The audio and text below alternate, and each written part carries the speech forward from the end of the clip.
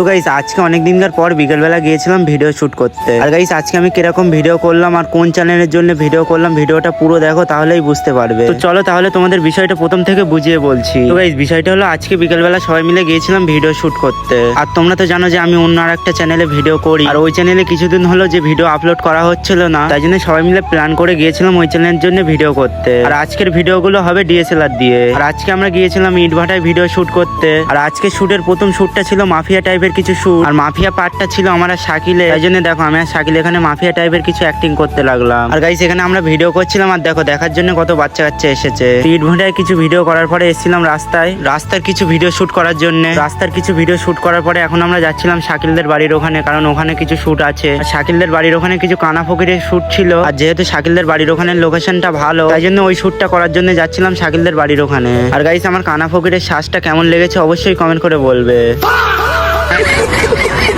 তো তারপরে শাকিলদের এখানে এসে কানা ফকিরের ভিডিওটাকে কমপ্লিট করে গিয়েছিলাম অন্য আরেকটি লোকেশনে। আর এখানে ভিডিও শুট করতে করতে প্রায় সন্ধ্যে হয়ে গেছিল। আর গাইস এই ভিডিওর চক্করে আমাকে সন্ধ্যাবেলা গোসল করতে হলো। তো যাই হোক আমি সন্ধ্যাবেলা গোসল করে বাড়ি যেতে থাকি। তোমরা ফটাফট করে সাবস্ক্রাইব এন্ড ফলো করে দাও।